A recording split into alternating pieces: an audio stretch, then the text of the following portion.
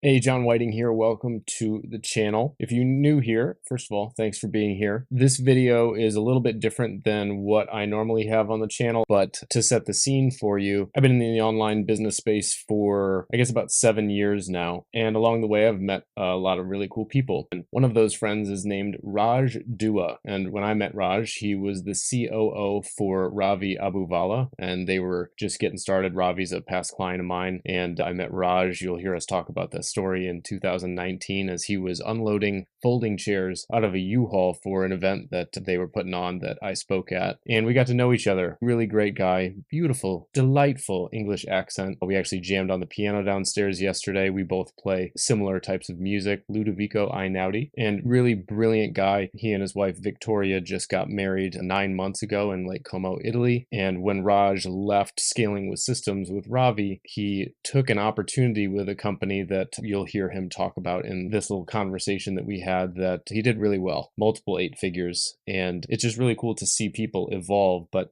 he and his wife were on their way down to actually stay at a place that's near us. We live in a vacation destination, and so they were on their way down from Tampa to check out a really cool spot on the coast for Valentine's Day. And he's, hey, we'll stop by. We got this new studio, this new office, new house, and we haven't seen each other in person in a couple of years. And so he's, yeah, we'll come by and catch up. And I'm like, hey, what if we recorded this? Just me, my wife, you, Victoria, and we'll just record our catch up. And so I got to thinking, what might be a good theme for this? And my wife and I, just over a year ago, had our first son, Jordan. And so we've had a lot of life changes and a lot of things that have challenged our relationship, especially being the business owner and the relationship, balancing those two things together. When I work with my guys in the Bulletproof Boardroom, most of them are in some kind of a relationship, whether they're married or whether they have just a girlfriend. Either way, many people, especially as you get more and more successful in business, many of the significant others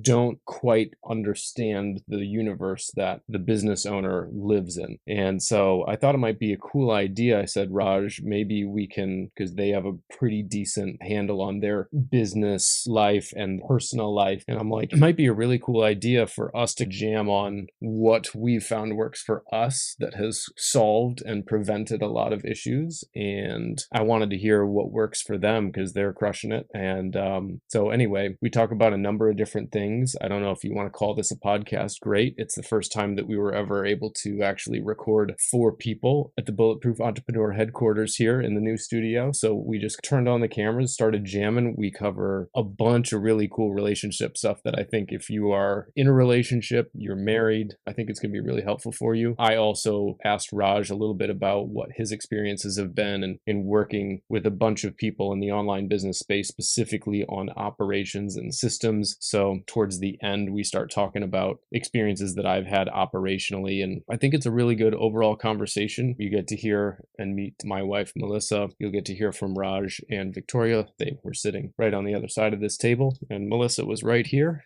And it's totally raw. We just flipped the camera on with 20 minutes left in this video. I think Melissa had to go tend to our son because we didn't realize that time was up. So our nanny was about to leave and we were still up here jamming. We got in a good flow and I thought you might enjoy the conversation and get a lot of value out of it. And just for context, we've both made millions and millions of dollars. And he and I think, are 2 of the rarer people in this industry where we've actually accumulated and been pretty wise with the money that we've made, whereas a lot of people don't have much to show for their revenue that they've made. And so I hope you enjoy it. And if you do have any follow-up questions for us, ask me in the comments, subscribe, all that cool stuff. We're just about to hit 10,000 subs, so maybe help us get over that milestone. Without further ado, please meet Raj, Victoria, and my beautiful wife, Melissa, and hope you enjoy the conversation.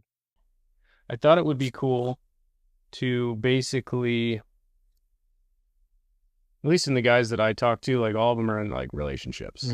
Like my boardroom guys, they're all either girlfriend or wife. Right. And that's a big, obviously, area of life. Yeah. And most girlfriends' wives are not privy to what the fuck we do. That's like our lifestyle and that whole thing. So I thought at least part of what we might get your take at least on and probably jam on like is how do you navigate that in a way that actually like makes sense? So I'm curious. How do you guys navigate that?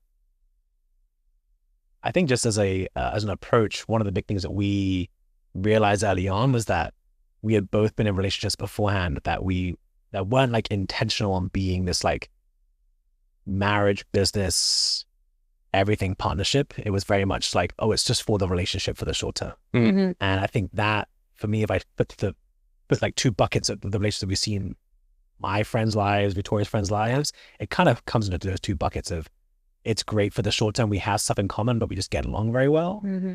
But it kind of stops there. Mm-hmm. And then, okay, there's something deeper here where we realize there's on every side of our lives, we make each other better because of what we do together. And so that's been a big challenge for me, is like navigating that the past few years, because I would have friends come to me 3-4 years ago saying, hey, Raj, I know you're not in a relationship yet, but I just want to recommend to you, hey, when you have a girlfriend or have a wife, don't tell her about the business side. Just like keep, if you tell ladies too much about that stuff, they get out of their feminine, and you just want to keep them like, just no problems at all. And that was my school at 4. Yeah. I was like, oh, wait, maybe I've just got this whole thing wrong. My parents, my parents had this great marriage. I'm like, wait, is that not how you should do it? Should you kind of keep things separate? And so it blows my mind that there's people getting married nowadays, in relationships nowadays, where that is their frame of reference. Like, okay, we go for nice dinners, we go for nice trips.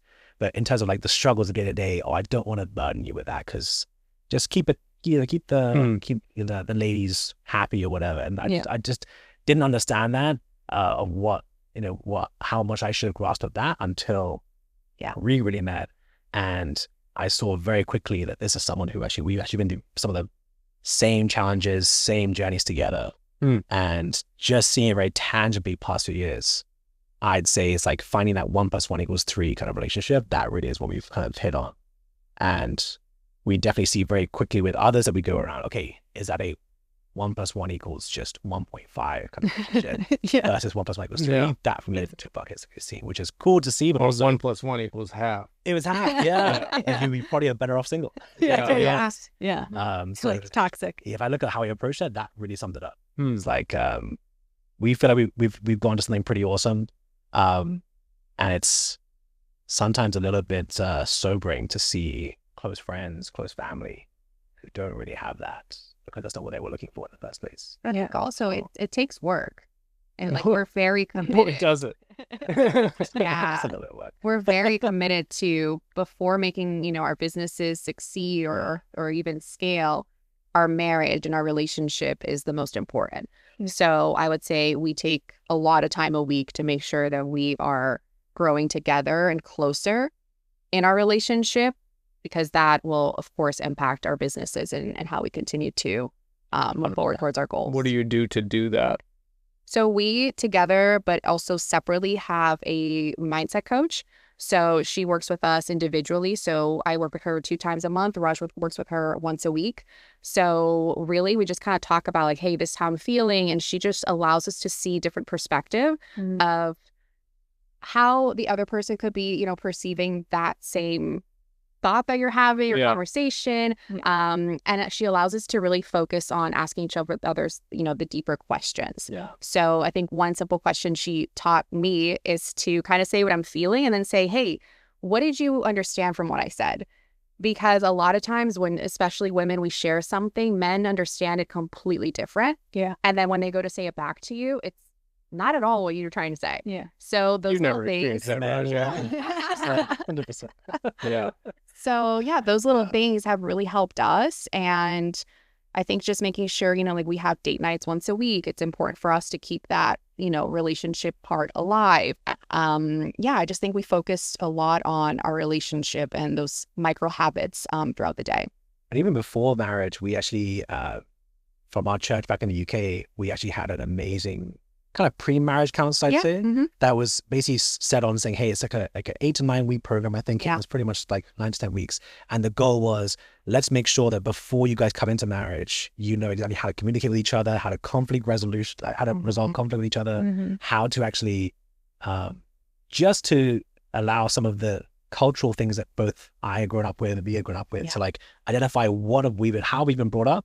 What do we bring from our upbringings into our marriage? But like, how do we design our marriage versus, oh, that's how I've always done things, so I'm gonna keep doing it. Or just be reactive to things as they come up. Like designing what do we want our marriage to look like? Because I think my background is Indian background. And so a big part of Indian background, which I don't think is super healthy all the time, is you bring a lot of your traditions and family values straight into your new marriage. Yeah. It's like, sometimes you don't even have a choice. That's it. Yeah. Exactly. Sometimes you need a lot more things in a marriage. Yeah.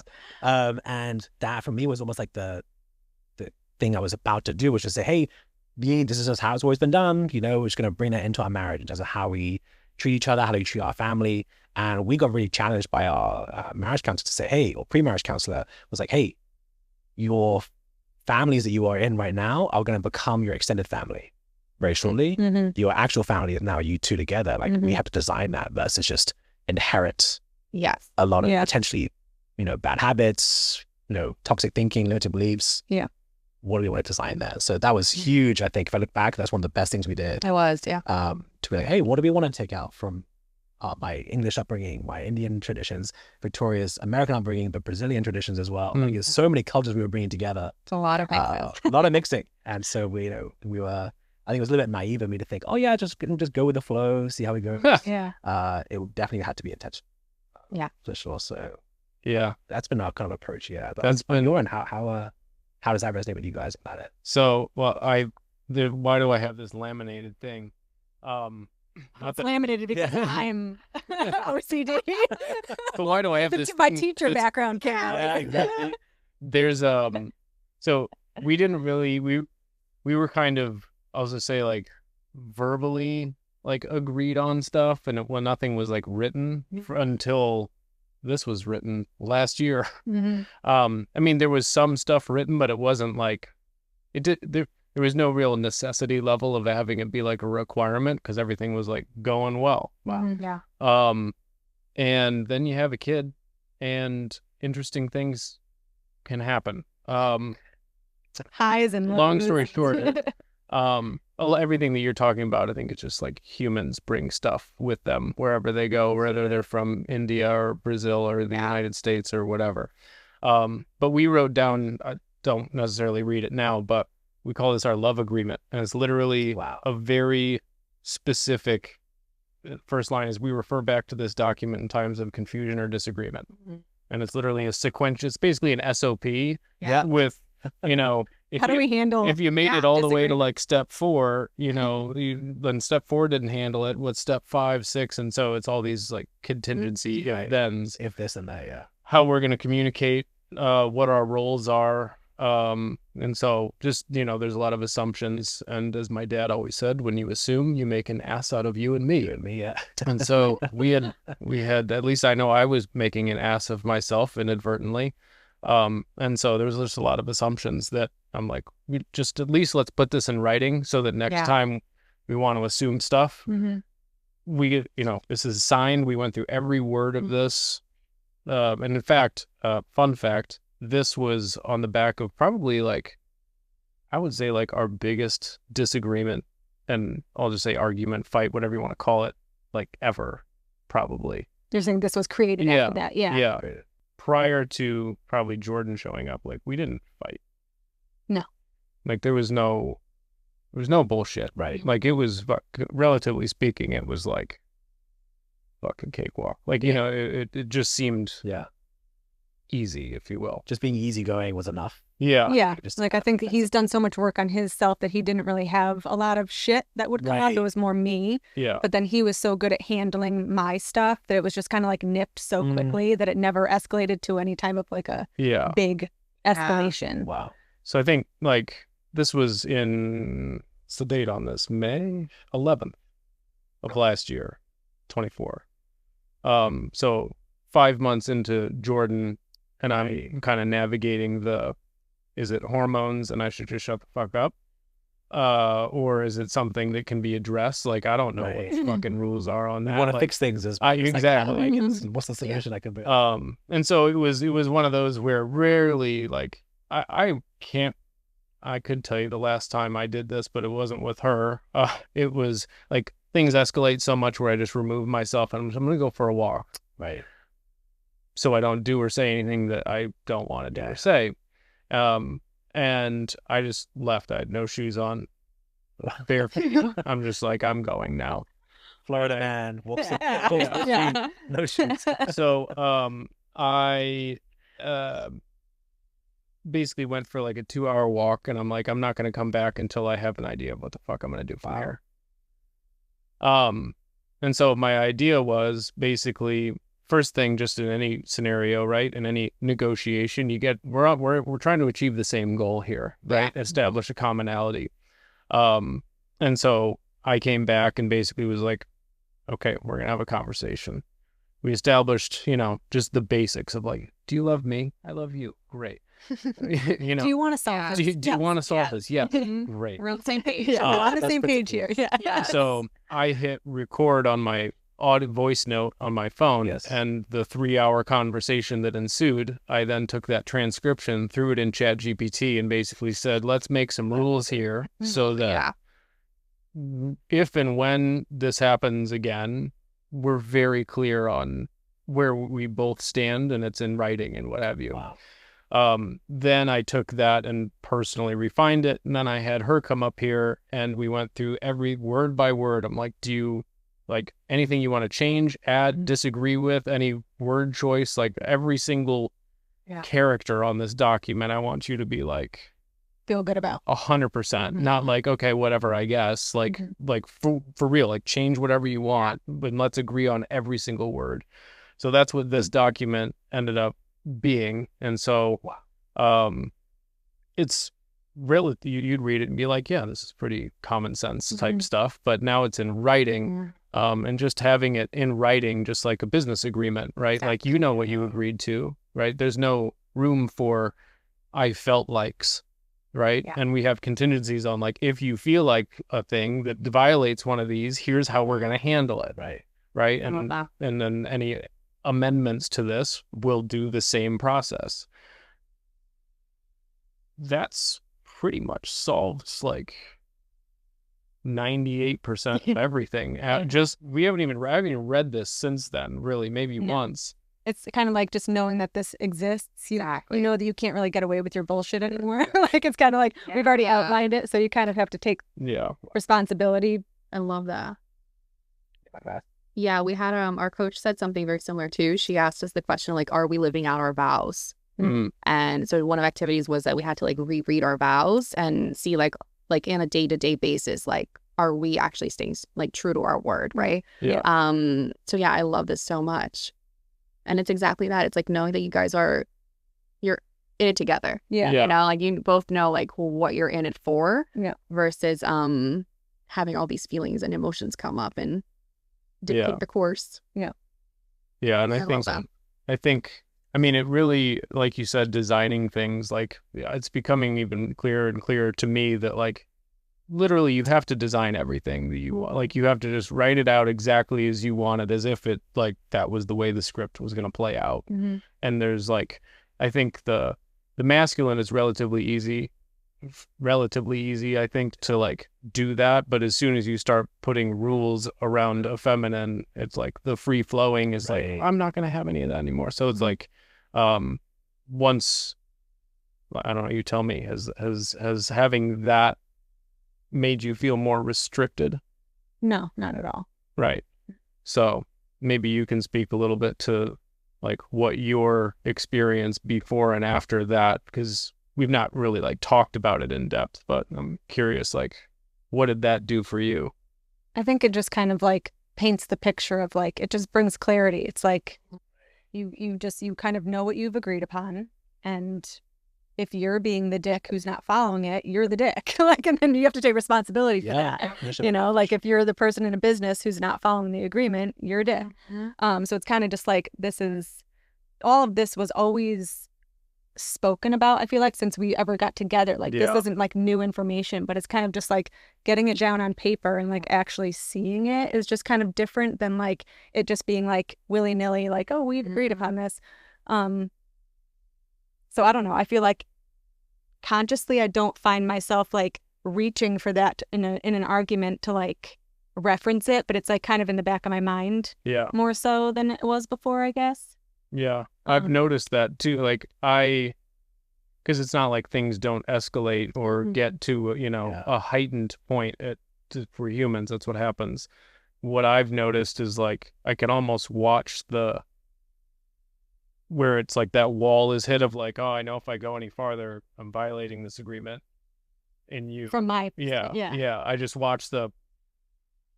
like, I have this moment of like, all right, this is the agreement where I need to. Yeah, damn it. And I think what that does is it like mitigates any, but this time's different. Like I think we have something written in there that's like, there's no such thing as a but this time's different. There's no exceptions to any of these rules at all. And if you want there to be one, we're going to evaluate it and handle it exactly as we just wrote it. Yeah. Because otherwise, like, you can just then like pick and choose, oh, this doesn't apply here now. Right. Yeah. And that becomes like, well, why the fuck have it? Yeah. You know, it's like business agreement. Just clarity on That's it. terms. But I think most people, like most normal people out there, would think that this is like crazy, like doing something like that. And I think that's where like a lot of couples go wrong, is like not being intentional with like how you fight, how you have an argument, or being intentional just about anything. I feel like in your relationship, like the fact that you guys intentionally did stuff prior to your marriage, like a lot of people, at least the people that I know, aren't doing that kind of stuff. They're just reacting to things as it comes up, and this is life, and oh my God, my husband, this, and like they're not being intentional with how they're trying to be a couple, I feel like. Yes. And I think like relationships nowadays are just very surface level. Yeah. They'd rather just be in a happy, everything's okay, everything's good relationship versus, hey, let's actually talk about the hard stuff and learn how to get through that. Because I think obviously you guys had already an understanding, but then when the hard moment actually hit, that's like you had to really, okay, we got to solidify like this foundation, right? Like we have to put something in place to really help us like, you know, unite again, basically. Yeah. And I think people would rather almost say, I don't want to deal with that. Like, I'd rather walk away, right? Like, I'd rather say, like, this just didn't work out. It's easier to get a divorce or break up than it is to do something like this and commit to somebody and really, like, go all in. Yeah, or I think also, you know, especially, you know, we work postpartum. There is, like, so much that's changing hormonally, right? So I think for a couple, you know, I think, I don't know about you, John, but, like, how you supported her in that and understanding. But I've seen a lot of couples where the husband will say, well, I just don't understand it. I don't care about it. And she's just acting crazy. Right. But there's so much that's happening there where both sides have to meet and communicate. But equally, the woman has to be able to share, this is how, like, unlike myself, I'm feeling. Like, I don't know who this person is right now. And I'm going through all of these changes. And I know it's affecting our relationship, but I'm like struggling as well. Right. So I feel like there's almost like this big divide once you do have a kid, because neither parties understand what they're going through. That piece that you just said, I think, is super key. Like, that's all I need to hear. Like, okay, got it. For the next foreseeable time period, you know, at least this little short window, like, my expectations have been set. Right. That's just meeting or not meeting expectations, I think, is, you know, like everything, to be honest. Right. Yeah. That's a great quote by our coach. I think both our coaches, both of us said this, like, in the gap between what's meant and not said and said and not meant, all love is lost. And I think that's a big part of relationships that I think we're seeing nowadays, especially with media and TV shows, like the stuff that's glorified. We were watching a TV show yesterday. It was like it was like pretty trashy. It was like, this lady, she's now pregnant, but a year ago she had one boyfriend, before another boyfriend. It was like, that's like the stuff that sells really well. It's like all the drama, the feelings, the fleeting, like, oh, I broke up with him and I'm with this new guy. Oh, amazing. It's like, well, is it really amazing? Like, you know, have you developed yourself, or you just, you know, you never see the TV shows on Hulu or whatever. I'm like, the stable marriage couple. That's never tough. There's some amazing traumas, but like, and struggles, but like now they're here, it doesn't sell. No, I think that's no one's seeing examples. Of like, okay, cool, this is what it looks like to actually work through things and where they're at right now. You just see it maybe in the movies of like where they got to. And people think you can just get there. Unintentionally. Well, and your parents, right? Right. Like, my parents didn't communicate worth shit. Lovingly say that, whatever, it's fine. But it's also like, I didn't have an example, you know, of what that looked like. And I think now too, we have so many more tools available, right? Like, you had ChatGPT be able to put a recording and come up with this, right? That was helpful. Whereas our parents too, and generations, you know, before us, They didn't have that. Yeah. So they're just like winging it. Yeah. And our parents will tell us all the time, like, wow, like we wish that we had the strategies and the resources you guys have now.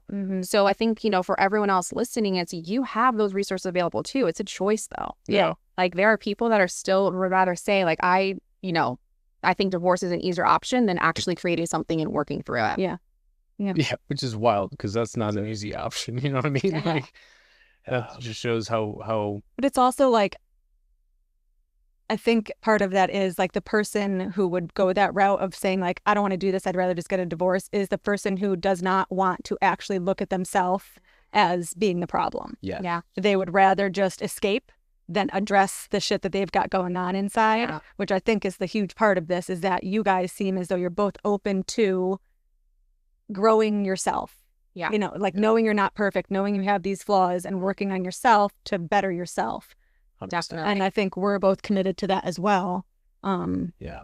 And you can see that you guys made this from a point of like, what are we trying to create here? Yeah. Versus how do I get back at the other person for just all the wrong they did to me? Yeah. Or like, It's how do I like- fix the other person? Yeah. It's not about It's that. not this thing to be a And I complex thing. think somewhere on here, where is it? It's like the reminder of coming back to like, we are a team. Yeah. We're doing whatever we're doing, even if I'm doing something over here, he's doing something over here, like we're going towards the same goal. Exactly. So I think that was a big realization for me, because becoming a mom, it was like, okay, my role now is being a mom, but that totally put me on an island like by myself. Wow. And he was up here doing his stuff, I'm down there surviving, doing my stuff. We're both trying to survive, and then there was like no real communication and like, what's going on in your world? What's going on in your world? Because we're both exhausted. So I think during that time, which is why it was so difficult, that we've now been able to kind of come back together and life is kind of mellowing out a little bit. But those first few months, it's like, Well, especially I told you, like Jordan had to sleep on a human being for the first like 4 months. Wow. So we had 24/7 someone. Oh my gosh. Yeah. Like that whole time was fucking. yeah, conveniently Wow. blocked it out of my. Like, I don't know what happened. Yeah, I don't know. I don't remember that. Yeah, that was a time. That was a time. Wow. That was very challenging. Do you think if that time hadn't happened, you still would have got to the point where you made this? I'm sure Probably eventually eventually. something would have Eventually caused that to manifest itself. You know. Yeah. I think like this needs to exist, right? Yes. So if you think everything is going fine, you wouldn't create something like this. But if it needs to exist, something then must happen to be the trigger, to the catalyst to making that happen. Wow. So whether it was that time or some Something other else, thing, that needed to be there. And like sharing that with like my boardroom guys and like sharing it with you, I'll send you a copy or whatever. Yeah. That's awesome. I might even put a link in the description. DM me the word love agreement. Yeah. I'm not sure. Don't DM me that yet. But yeah, I think like at least part of like my role and like what do I do is create structures, systems, and clarity for people, which is much of what you do in just like a adjacent arena. 100%. And so, you know, if I don't have shit that gets fucked up, then I don't have a reason to create solutions, That's- right? Yeah, So if I don't have definitely. problems, I can't create solutions. So we must pull in problems in order to create great solutions. Yeah, So we yeah. can't be surprised when problems happen. It's like, darn it. But also all good things happen on the other side of that as long as you don't run away from it. Yeah. It's opportunity. Wow. Yeah. I wonder, John, like in terms of looking now, what you know, how would you have shifted your expectations around? Like, all right, cool, we're going to go venture in this world of having a baby, having a child. Like, how would you have shifted your expectations back then of like what would be to come? Because I think there's a lot of guys out there, me included, I've never Yeah. experienced what it means to have a child. I would say it's a- there's specifically like the roles piece of this, because that was an unspoken expectation that basically, so for context, someone close to us has a just regular W-2 job, right? They got 6 months of paternity leave, right? And so like, and especially like society these days is like, well, mom number 2 is dead, right? So like if you look at all the most prosperous, thriving societies in history, it's been mainly like guy has roles, right, that are like the hunter, and then, you know, there's the takes a village to raise a child. So there's a reason that that saying exists, is because it's not meant to be just a single individual, nor is it meant to be even a male and a female. It's like all the women raise the kids. Like that's how that goes. And so then with, you know, the way society is today, whether it's good, bad, or indifferent, whatever, it just creates a situation where there's an expectation on the man, and especially, like I also say, the more alpha that man, the more of an earner, leader, individual, the more masculine, whatever label you want to put on it, the less it is in his nature to go be mom number 2 or 3 or 4. Right. So it just doesn't, it's not even a thing. Yes. Just like in no way, shape, or form would I ask her to be like, hey, you need to go fucking earn money. You know what I mean? Like, I don't care. You come up here and track our finances. Yeah. So like just she had expectations of me that like I was gonna like run downstairs and like take over and like change diapers and do bottles and like I'm like, who's gonna do what I need to do then? Right. Because I don't have someone that's going to do what I need to do. When in the conversation that we had, that, you know, eventually it kind of, you know, this expectation started to dissipate, but it's like, logistically, it's very challenging to find somebody to be a substitute for me, whereas it's not that challenging to find somebody to, you know, give a kid a bottle or change a diaper, right? So just in terms of, we actually recently did a beefy time audit of like, all of what I do in my life and all of what she does in her life, and assigned like, what is the cost to delegate this? Yes. Right. So it's like heavily weighted in terms of just like monetizable skill sets and ease of replacement.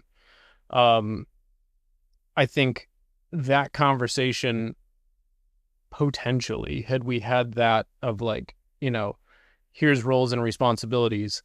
If you're expecting me to run down and be mom number 2, just understand that like I'm not expecting you to like run up here and see how our ads are performing. Right.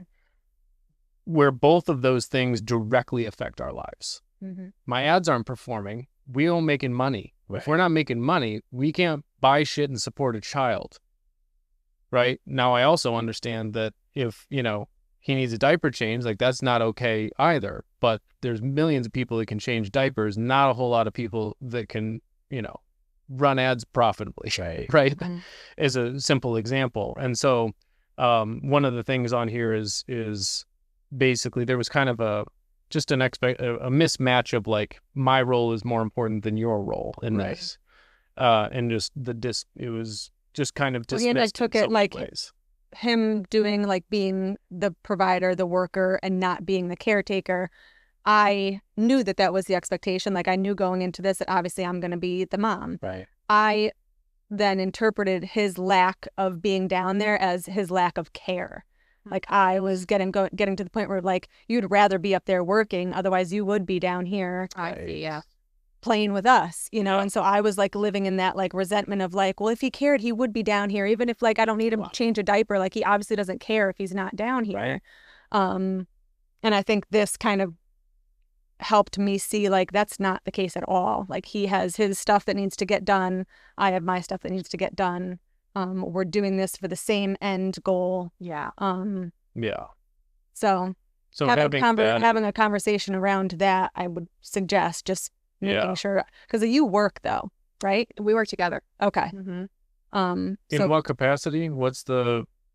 Explain that one to me. Yeah. So kind of like almost like I'd say COO, CEO relationship, where so like Victoria's background is like massive in, she was operational consultant for Ritz-Carlton spas around the US, Caribbean. So like she just naturally loves that stuff. Yeah. And so, you know, I'd be doing consulting with clients, then she'd like say, oh, have you tried like doing this, or I this asset for them for planning? So I'm like, yeah. You're like, wait, that's a great idea. Can you like maybe make that for me? And just like a little bit, like almost having it as like an intern for a while. I was like, actually, can you like kind of run some of this stuff? That'd be really great. And so the vision for sure is like, as we start to grow a family and start going down that path, for sure, like, you know, not the same as what it is right now. That would change. That well, but more right now, it's like, I think the great thing is she has such a great appreciation for like what goes on in the day to day, so that she can understand, all right, hey, like I get it. If you were to not be able to come over and hey, let's just grab you know, one of our moms fly him over and have a good time with us for sure. But that for me, I think is one cool side benefit of like, she definitely has some great context of what goes on right now. And I think that will work into your favor moving forward, having kids, because I don't believe that we had that, because I've never really been involved in the day-to-day of what you're doing up here while you're in your little black cave. I've always obviously been very appreciative and knowing like, obviously he's up here working his ass off because I'm, you know, I'm getting to live here and I'm not working. Right. So I knew you were doing something right up here, but I never was like intertwined in the world. Wow. So I think that probably would have helped us. At least it would have given the analogy that I use is like, for example, Jordan's down there crying, right? It's the exact, he needs immediate attention. Well, something happens in the business. It might as well like be like a crying baby. Like somebody's got to fucking go. Like if I don't, nobody's gonna. Yeah. So it's the same type of a thing. And I'm not expecting you to come up and console my crying baby. That's my job, right? The business is a baby. The baby's a baby. Right. I have a child too, right? Now we have 2 children. And so there was just kind of a viewpoint of like, yeah, but not really. Right. And it's just like, no, but really though, like that's like, it has to like to be successful, like, right. And not let it like burn, despite, you know, some theories and methodologies that say let stuff burn. I disagree. No. Yeah. And I think a lot of where I was coming from, I don't come from, like what he does is different than, let's say, my friends' family. How we operate is different than friends and family. So I was getting a lot of noise from family and friends as to what he should be doing in his role. Wow. And obviously, you know, you hear that stuff from family and friends. And that you know, even if I'm very conscious of like, okay, I know what they're saying, it's not necessarily relevant, but like if you're hearing that enough, like it does kind of get in there. And then I'm like second guessing what he's doing. And I'm like, wait a minute. That's the only voice coming in. Am I crazy? Yeah. So I think that kind of caused a lot of issues. Wow. And I'm just there like, bro, like, I don't know what the fuck, like, I don't know what else to do. Like, do you still want to live here? You know what I mean? Like, I gotta do, you know, like, there's no other alternative. You know what I mean? Like, what am I going to do? Hire another me? Like, especially now, like, that doesn't fucking exist. It's so tricky. Yeah. Cause I think someone for sure outside the business world could say, oh, you could just hire an employee to do that. Yeah. Oh. But for sure, I think there's like, and we struggle with this a little bit with like with family, especially in the UK where there's not really a culture of men are like business builders. Yeah. It's like, especially in our family in the UK, it's men are very successful in their jobs and things, but like you could take time off. Right. Yeah. As much as you need. Yeah. Like it's mainly based around like property or there's time employees, but I think it's like, or you get your 2 weeks of vacation. Yeah. Really just get to check out and go on vacation. Versus like vacation for you guys is like you're still working on vacation. It's like that. I feel like there's such a gap for like, how do you construct a marriage around building almost 2 babies? Yeah. The real life baby and then like I think they're both businesses. Yeah. Like it's really delegate, like we're and I had a conversation with you, like as of Monday, it's now what's Thursday. I had for almost 3 years an executive assistant that is no longer with the company, and I thought I had to hire a replacement. I just automated everything and we built everything to a way to where like it just my VA can handle it like a champ. All the things that were being built were basically that were being managed and overseen and needed the expertise and whatever was just a symptom of this whole thing could be reconfigured in a way to totally eliminate all those downstream issues. And so anyway, I think looking at business that way and then looking at like how do you raise, you know, a kid, it's like also do things that eliminate the downstream symptoms, right? And so I think from like a feminine perspective, it gets looked at, or it can get looked at from like, oh, that's insensitive and you don't care, and like it's not like warm-hearted, and it's just like maybe not, but you're gonna like the end result, and you're, you know, so like just so we're on the same page here, like I understand totally the perspective. That doesn't change the reality of the fact that like And I was telling her, I'm just like, because she is like, I got to do it all, right? And she's great at it all, like similar to a business owner, like type of a thing where, you know, I think relaxing into the fact that of like, we just decided like, instead of hiring another executive assistant, we're going to hire a more full-time nanny so that we just have options. Like if we want to, like, her and I just want to go put the top down in the R8, go to the beach for a couple hours. We don't have to like plan a week and a half in advance and see who's available and fucking, if it rains that day, we're fucked. Because when we listed out all of the tasks that I was doing each day and the dollar amount per hour associated with it, it came to basically it's like $20 an hour job. What we were paying for the executive assistant that we no longer have anymore. So pretty much a house manager. Pretty much. House manager, nanny. If you know anybody, we're looking for ourselves. I'll keep you posted.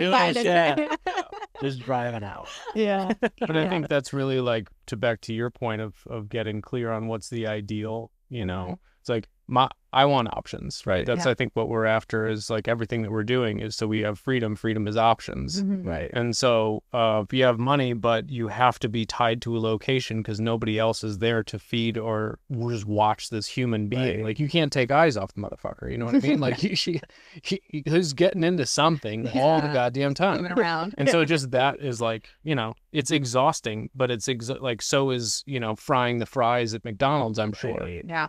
Right. So it doesn't mean it's hard to replace work just because it's exhausting.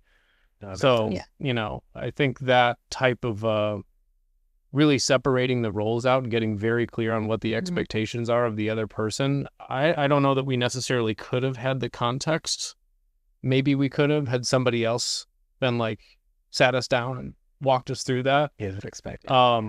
But I think like getting very hyper clear on like what's your actual logistical game plan and like knowing that probably despite your professional nature, like she has a master's degree, she was a teacher, professional through and through, but still the mother biology comes through in terms of like the wants, needs, and expectations of that I don't even like we knew it was going to be like different, but I don't know that it necessarily dawned on us as to like, how's that going to manifest itself? You know what I mean? And so it manifested itself in unspoken like, I never fucking knew I was expected. I was just expected to know. Like, I didn't have any siblings. I've not been around children that much. I don't have any cousins or brothers or sisters or aunts or uncle. Like, I've never been around kids, you know, like really, and unless I was the kid. Culture shock. He's needed some lessons. So I'm like, I don't fucking know. Just tell me what to do. You're supposed to know. So I've had to just get real comfortable, like just telling him, like, I need you to do this. I need you to do this. Done. This is how you do it. Fine. And he's been great with doing it. But he's not going to come downstairs and start doing it without being told because he does not know. Like, and I've kind of had to be like, okay, he literally doesn't know what to do. But just in the same way, like she's not going to run up here and start like, you need to turn on this ad set. No, that's true. Yeah. You know, it's like you're basically CEO of the of the family. Yeah. And that's like a way that we look at it is when we talk about, you know, having kids and starting that season of our lives, it's we have a very clear understanding that I'm going to be out of the business, right? So it's like, okay, how are we getting the business structured now so that I remove myself and go to my new role, right? And then it is looking at I think the household as its own business, and the departments within the house because. I think sometimes too, people think like, oh, you're a mom, you just take care of the baby. No, there's things around the house. The whole house itself is a whole nother business. I don't sit down during the day. Exactly. But listing out all the shit that I actually do during the day was kind of just like, okay, it's a lot of stuff. Somebody else can do this. Somebody else can be doing this. So I think that's a good realization. I'll show you the spreadsheet. I kind of just like threw it together out of necessity or whatever. But like, I did a real beefy, like whole life family time audit. Just to kind of re-solidified for us, like, what should I be doing? What should I not be doing? What do you want to be doing? And what do I want to be doing? And like finding the match of all of that. Whereas like it's financially irresponsible for me to do $20 an hour work, right? Unless I want to do it, right? That was the thing. There was a column of like, do you want to do it? It's like, yes, I want to do it. occasionally when I feel like it, I want to have the option to do it. I'm willing to do it if it proves to be useful, and like, no, I don't want to fucking do that.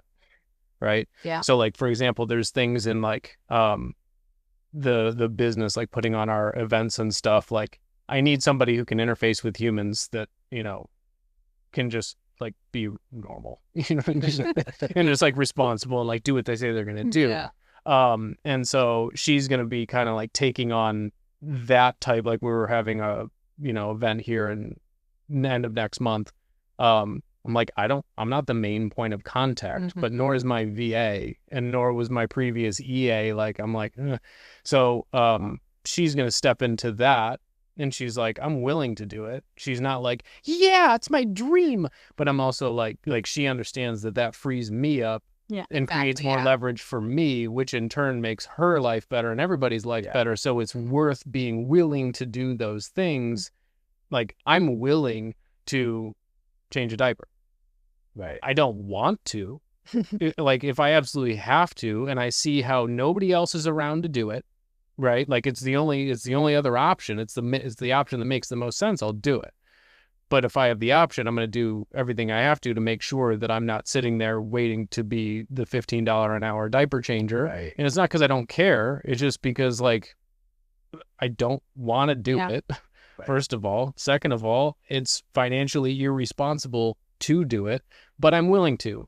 Just like she's willing to take some hats in the business. And luckily, I've rebuilt stuff to where like everything she thought she was going to have to take on and learn, I'm like, yeah, we just deleted all that. So it's just, I think having that type of like really strategically thinking, because like your time will disappear unless you're very strategic, I think. I'm definitely. So yeah, I think it's like, what are you willing to do, and then what do you not want to do, and just hiring. You know, right. And what's easier to hire for? Somebody who can watch a kid or somebody who can build a business? Yeah.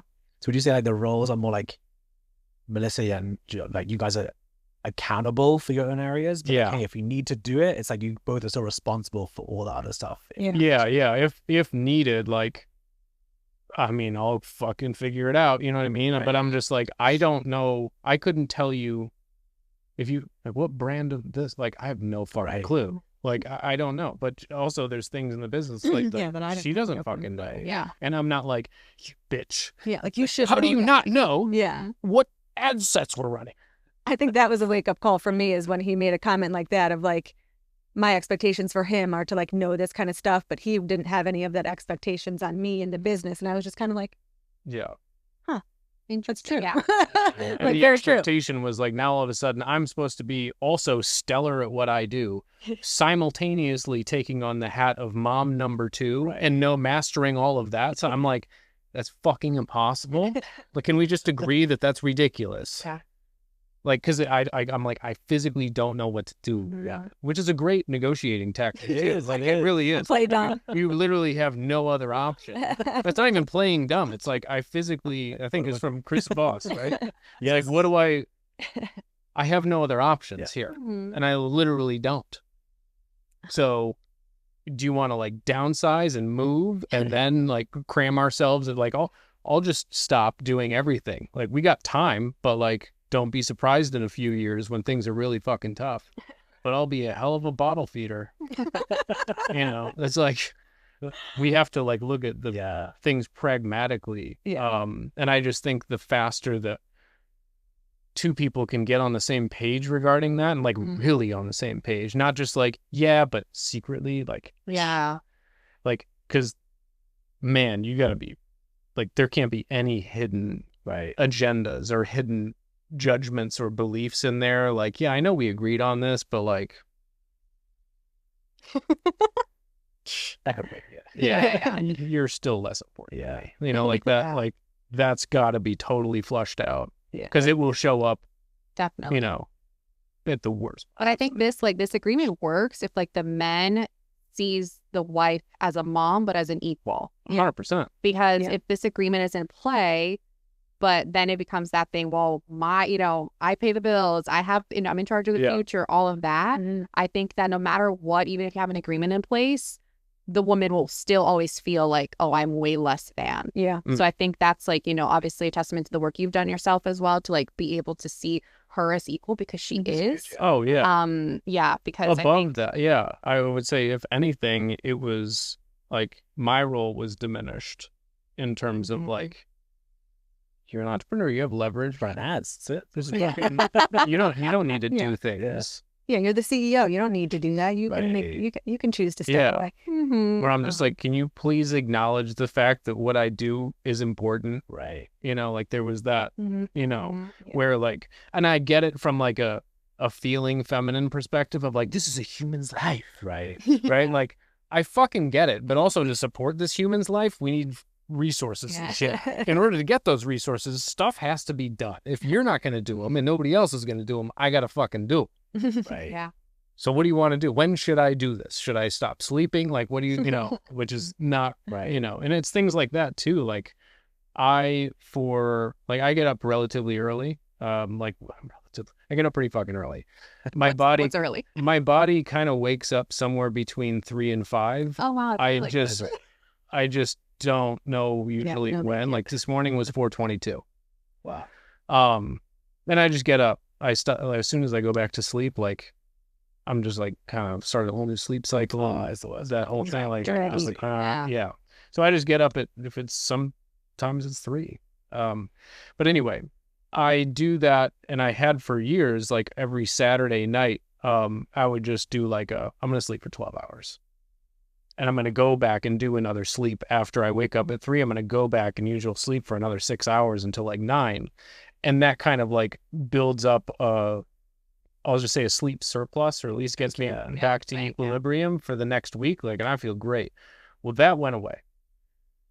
And so me basically, Because I'm you like, can understand my frustration with a husband who gets to sleep in when I Yeah. will never get to sleep in again and have never slept in. yeah. I was like, this is not going to fly for me. So I think like for me, explaining that like, first of all, we know sleep is important for performance. I have to do intellectual performance. I got to be on it. Whereas, not to diminish a role, but it takes less intellectual thinking, creative capacity to make a bottle feed a bottle. Again, it just is like, that's at least how I see it pragmatically. Okay. And I'm like, what's worked for me is being able to be sharp for the week and like operate is that time. If you take away that time, I'm now going to be operating in a deficit, and I'm going to start really dragging, and then everything's going to take longer and be harder for me to do, which takes me away from the desire of spending time with you, right? Like I want to be there, but if I'm not with it, if I'm dragging ass, everything's going to take twice as fucking long. Wow.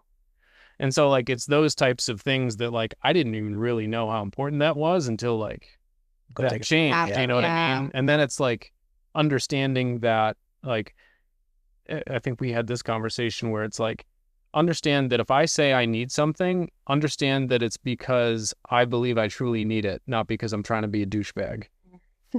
Whereas like, if you tell me, I was like, is there anything you've ever asked me? Like, you're like, hey, I need this thing for Jordan. I need this thing for me. I need to hire this person. I need to do this stuff. I'm like, done. I don't care to hear your back research on it or your story. I just trust that you know what you need. Yeah. And I don't question it. And I'm just like, please trust that when I say words too, I also need what I'm saying I need, not just because I'm being a douchebag, although it might feel that way. And so it's kind of like, it's back to like the expectations of the other person and getting on the same page of like, do you either trust that I know what I kind of want and need, or you just think I'm a fucking moron? It's one of the two. No, so true. Right. And so I trust you, and all I'm asking is that in return, and vice versa, like on everything, you know? And so it's just a kind of like respecting what the other person is saying and not dismissing it because of your model of the world. I think that's a huge, like, that's like enormous. Because it's so easy to just be like, that's bullshit. Like, I look at it this way. Therefore, you should also look at it this way. Therefore, I'm right. You're wrong. This is stupid. You should do it different. And then it just ends there. So I think really getting like clear on this, what this lays out is Rule 13, celebrating and respecting our unique roles and responsibilities. We understand we have unique and separate roles and responsibilities of 100% equal and complementary value.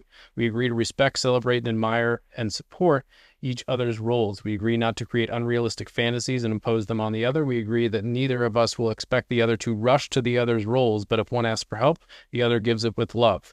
We agree to help each other create the space to fulfill these roles. And then we have defined the roles, right?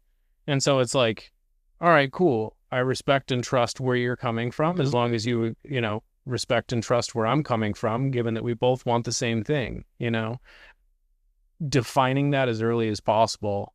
And that's really the same thing when you hire an employee, right? Like you set client expectations right out of the gate, right? How should you show up as employee? How do I show up as boss? Like, you know, I think it's that clarity is kindness of like, if it's not clear or it's unsaid, it's assumed. Yeah. And we've seen that for sure in our lives. Like, it's when it's assumed, it's fucked. Yeah, it's not a safe play. Yeah. It never goes the way that you think it's going. Yeah, exactly. Yeah. Very true. Yeah. No, Yeah. 100%. I was doing an initiation call with a new boardroom guy yesterday, actually. And he basically is like, oh, I'm working all the time. I have no time. He's doing like 50 grand a month.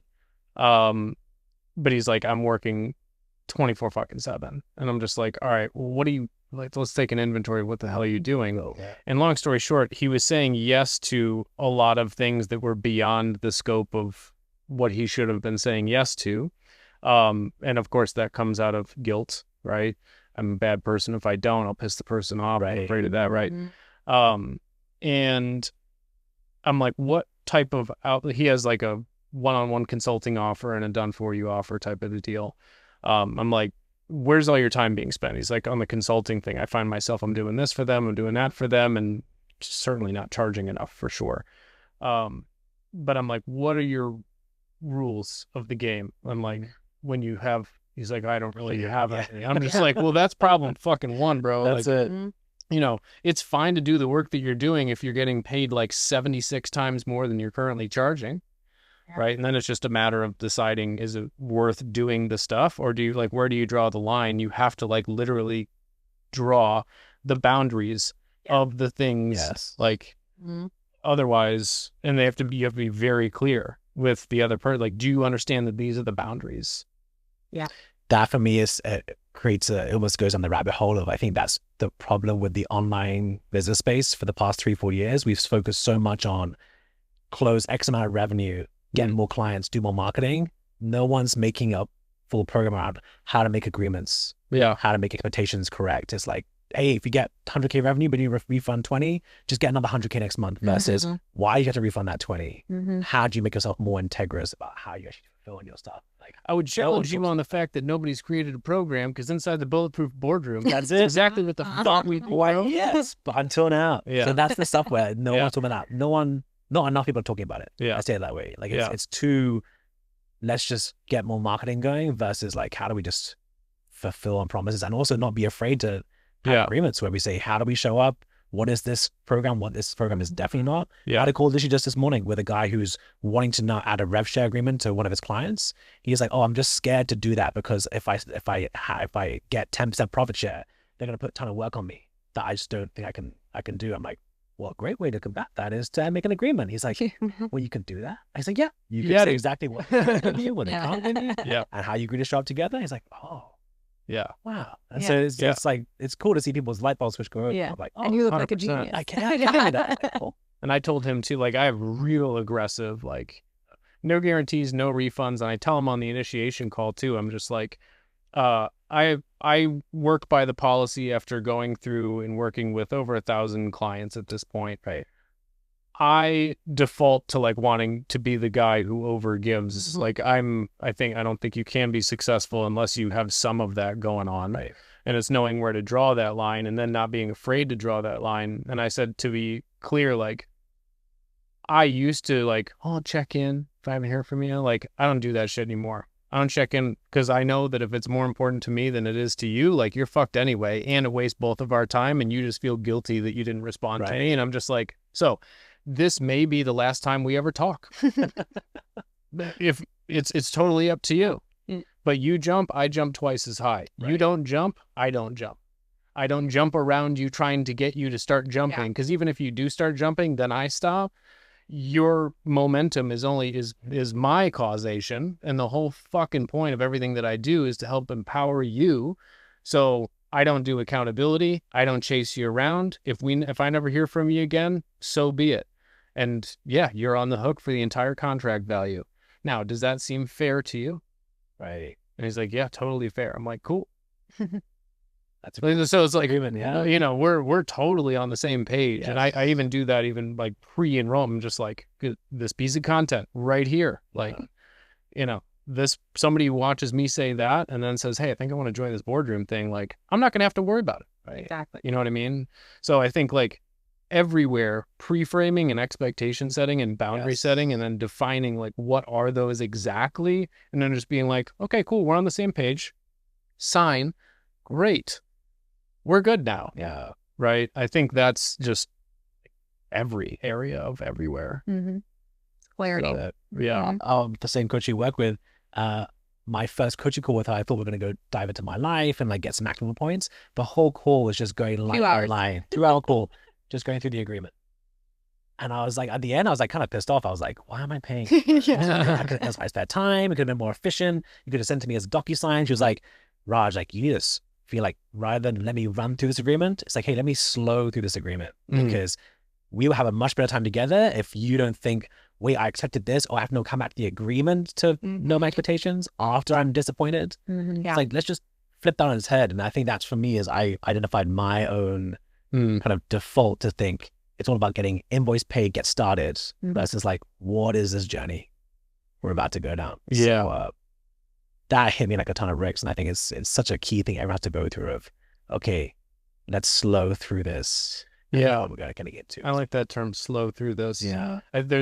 You've read Robert Cialdini's books? Yes. Persuasion. Yeah. So like persuasion is like, you know, it's everything that happens before a thing, right? It's everything.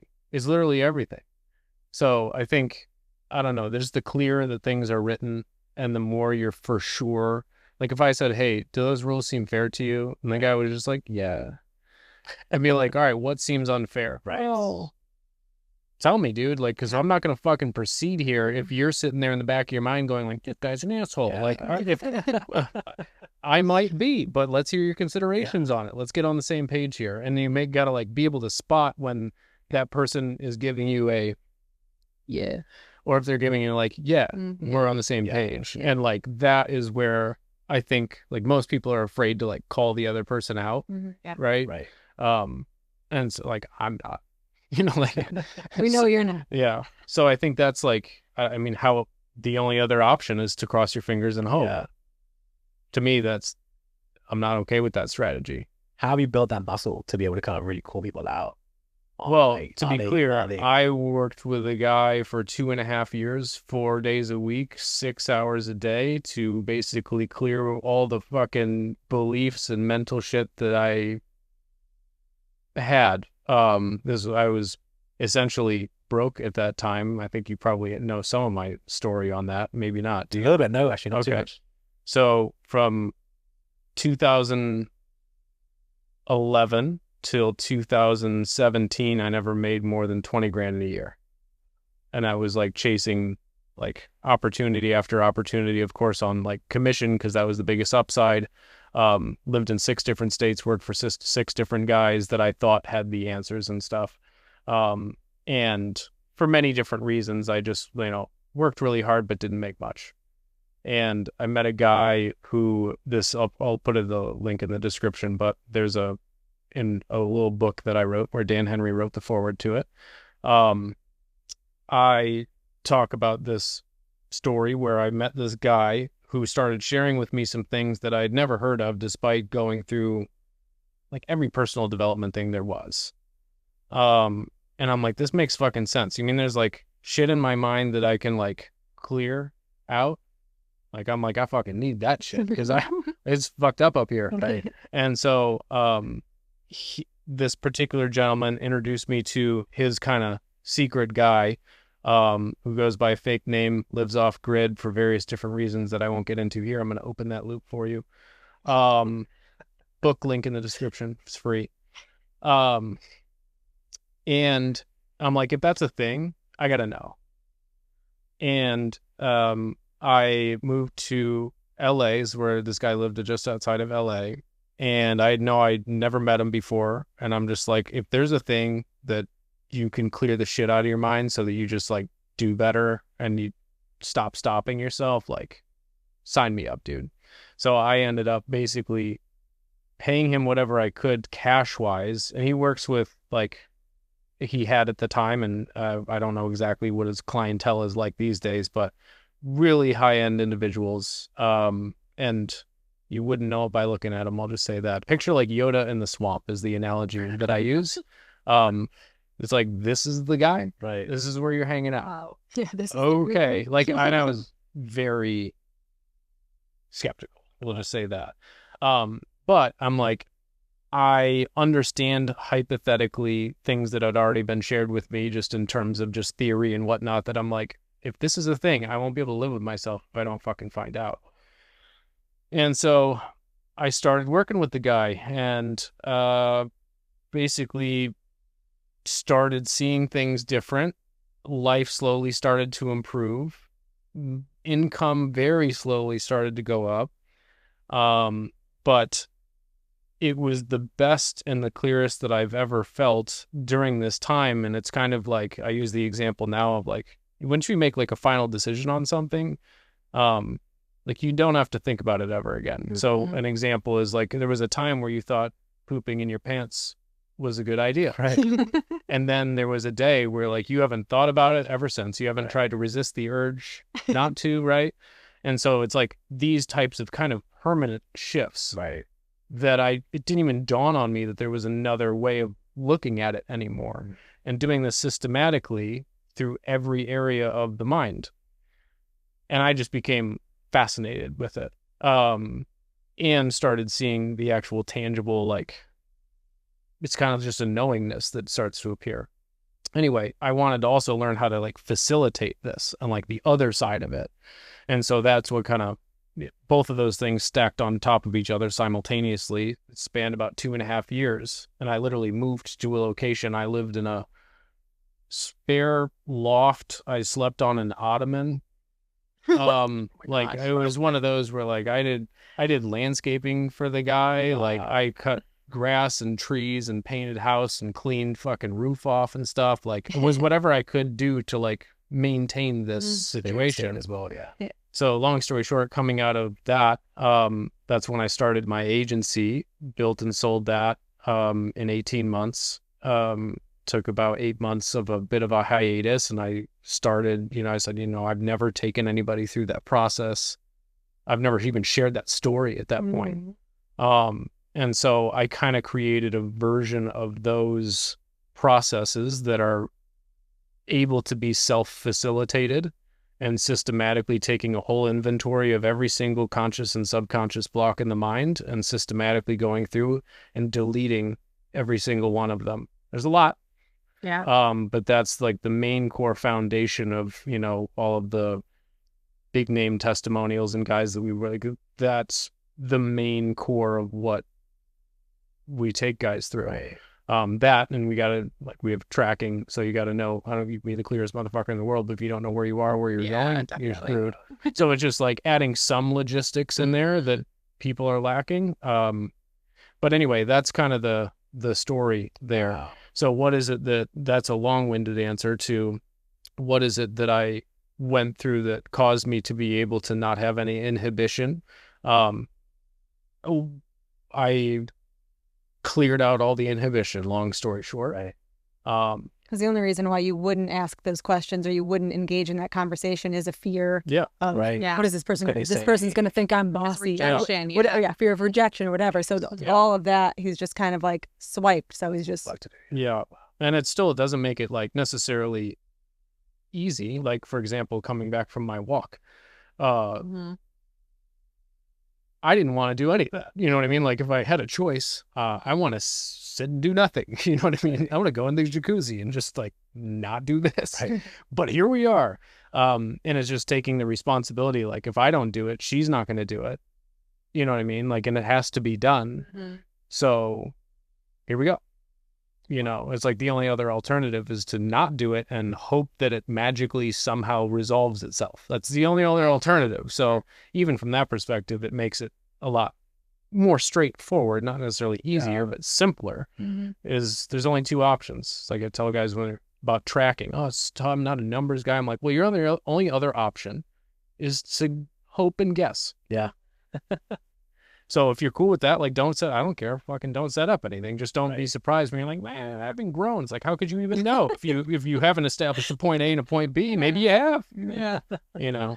So anyway, that is like the core of, you know, what is it? So when I say bulletproof, it doesn't mean like can't get shot. It's just like you can literally have any experience and handle it. Right. Without getting, you know, too thrown off into left field where it's not recoverable. And it's mainly just, you know, mental and emotional resilience, which allows you to do then everything else that you want to do. Everything requires that in every area. So anyway, that's now you got more of the story. No, that's awesome. Yeah. I think it's like your program sums up that the kind of a prayer in the Bible of like, God, don't make my problems go away, just make me stronger enough to face it. Yeah, and because the problems don't stop coming. Yeah. Tight handle. Yeah. The premise is also I don't identify as any religion. I believe, but I do believe in all of the commonalities throughout all of the religions, and the main premise is you're already the one. You have this mind that is convincing you that you're not, and so we got to delete the mind so that all that's left is the real fucking powerful you, as the Bible says. The kingdom of God is within man. Right. And so, great, let's get it the fuck out. Yeah. Right. Let's do the work. Yeah. Yeah. So that's that. So, yeah. You didn't know any of that? No, I think you may have shared that. I remember because we first met at, Yeah. In that house across the water in San Diego. Yep. Yeah. That was in the like the height of like my agency time period where I was like agency coaching agents. Like we fucking talk about scaling something way too fast. I remember Robbie was saying like, oh yeah, I just pirated your Infinite Leads program and I paid you for it because it was so good. Yeah. As well. Yeah, pretty much. Yeah. I remember when he reached out to me after pirating that, like he was doing maybe like 20 grand a month, maybe like at that point. Yeah. And he's just like, all right, came across this, tell me that, and like he just like latched on, and so we just became you know, friends and helped each other out, and it's been cool to watch him. And you so I have a question for you. When you were his COO, then you took some opportunity with some company where you got some equity or some shit. I don't know. That's about all I knew. And then they exited and you had a good win. Yeah. So I think 2019 is really when we met. Yeah. That was kind of when I first started. So I started working with Ravi in November 2019. Yeah. And that my first assignment was run this master plan. Yeah. So I was in the UK at the time. Then I went to India. And I flew from India to San Diego, drove a U-Haul with a UK driver's license with all the chairs in the background. I remember. I helped you unload. Yeah. That was it. And I was like, this is my first time driving it. Yeah. Nice vehicle. Yeah. That's when I slept right next to Jeff's fucking bed on an air mattress in the purple house. Yeah, in the purple house. Yeah. That was the best of times. And so that for me was like a 3-year boot camp and like how to scale companies, how to work inside of these inside of like a real solid online incubator. And we scaled like thousands of businesses. It was a beautiful time. But what I realized is that my superpower was like being able to come into a business and like scope out what needs to be fixed, who needs to fix it. That was really what that muscle I built in 3 years. And I would suddenly start getting kind of pitches and kind of little opportunities to say, hey Raj, like we're scaling this far. We saw what you did with these guys over here, but if you want to come in with us and get an actual like a chunk of the company, we'd love to see what could you do with just some free reign versus just a quick call once a week. Can you share more detail about this company, or are you under? Yeah, so the one on the I'll share mainly about the one that kind of after I left in 2022, March 2022, scaling the systems, when I jumped into pretty immediately after that, was a company called Together Financial. Okay. All around basically helping companies who were helping to create a kind of an affiliate army that could then sell financial offers. Okay. To help businesses save money and make money. Interesting. And so it was the idea of, hey, who do we need to build this company? And we have two co-founders. Both of them had great like marketing backgrounds, great more advertising backgrounds, but had no idea how to build a team, run a team, build a company culture. Okay. And so they said, hey, I will give you basically like a huge chunk of the company equity wise to just.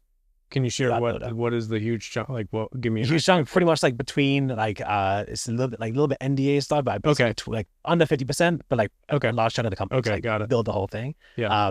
But we basically exit out in terms of like the cash collected from that company is about 25 million over 11 months. Okay. Zero to that over 11 months, and so that was my like confirmation. Yeah. Because I definitely took a risk leaving that container. Yeah. It was a beautiful culture. I love that company to bits. Did you only take equity?